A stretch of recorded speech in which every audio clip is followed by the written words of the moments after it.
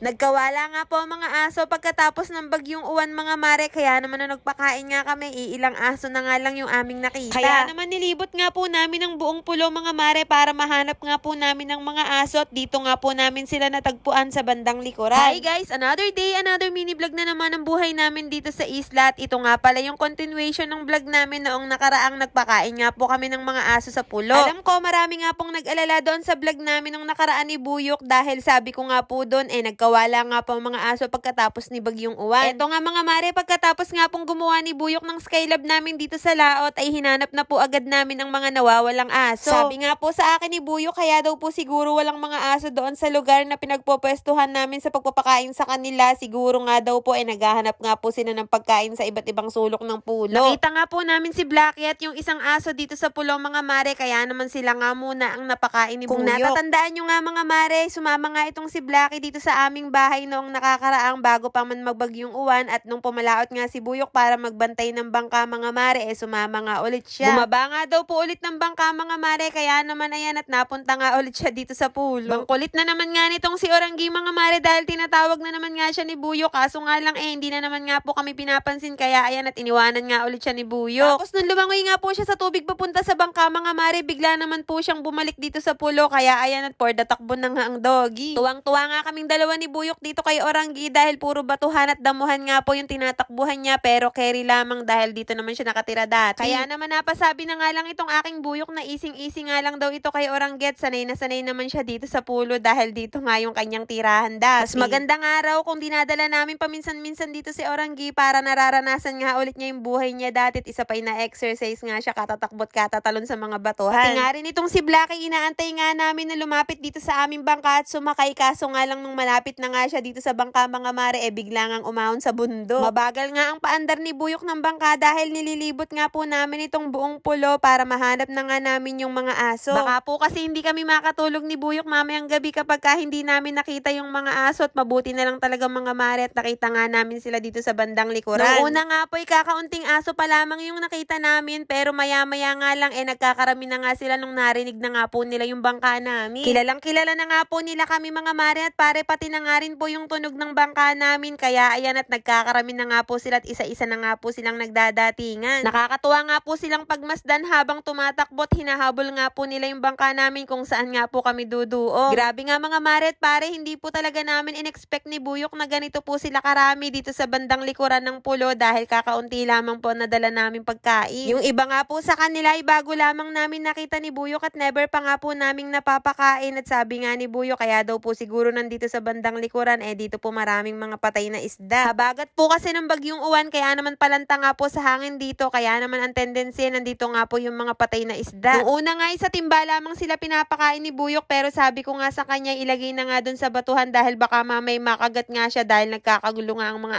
aso. Hindi na naman nga po magkanda o gaga si Buyok mga mare at paret, hindi na naman po alam ang gagawin, kaya ayan at ibinuhos na nga po niya sa batuhan. Yung ibang aso po kasi nagakyatan na nga dito sa aming bangka at medyo natatakot nga po ako mga mare dahil hindi pa nga po namin sila kilala. Grabe nga po ang gutom ng mga aso dito sa pulo mga mare, talaga naman nagkakagalit na nga sila sa pagkain. Kung sino na nga lang po ang pinakamatapang ay siya na nga lang po ang makakakain ng daladala namin pagkain at yung ibang aso nga po mga mare hindi na nga po makalapit dahil siguro natatakot. Pagkakabilis nga rin po ni Blackie dahil nakarating nga po siya dito sa bandang likuran ng pulo mga mare at sinusundan pala kaming dalawa ni Buyok. Naaawa nga po ako dun sa ibang aso dahil hindi nga po sila nakakain mga mare at hindi nga po sila makalapit dun sa pagkain dahil bantatapang nga po ng ibang mga aso. Pag uwi naman namin po sa aming nayon mga mare, niyaya ko naman po itong si Buyok na maglakad-lakad at kunin nga po namin yung mayat bang doon sa inorderan namin. Napatagay pa nga itong aking Buyok dahil meron palang may birthday dito sa bandang duluhan mga mare, kaya ayan at for the tagay na nga siya. Lubog na nga ibang parte ng aming nayon mga mare, yung mababa nga ang daan at dito nga sa pupuntahan namin lubog na lubog talaga yung daan nila. Medyo natatakot pa nga ako maglakad dito mga mare at pare dahil baka mamaya madulas-dulas pa nga ako dahil hindi nga namin kita yung daan. Tapos yung kabilang part nga nitong daan dagat na nga mga mare at baka mamaya mabuslo pa ako sa pinakadagatan. May nagsasabi pa nga sa akin mga mare na mag-ingat nga daw ako sa paglalakad dito dahil medyo madulas, kaya naman nagdadahan-dahan na nga lang kami paglalakad ni Buyok. Medyo matagal-tagal na nga rin akong hindi nakakapaglakad dito sa may duluhan mga mare at kundi nga dahil sa mayatbang hindi pa nga ako makakapunta dito. Paborito ko po kasi talaga ang mayatbang at kung hindi nga lang ako buntis mga mare baka nakaahon na nga kami ni Buyok at naguhukay na nga kami. At Dahil pabundok pa nga raw yung bahay na aming inorderan ng mayatbang mga mare, kaya naman nagantay na nga lang kami dito sa bandang baba. Kaso nga lang, nasa lisihan nga daw namin yung mga anak nila dahil dinala na nga daw sa aming bahay yung order naming mayatbang. Kaya naman eto nga mga mare, for the uwi na nga kami ni Buyok na wala kaming bit-bit, pero okay lang dahil gustong gusto ko rin namang maglakad. 2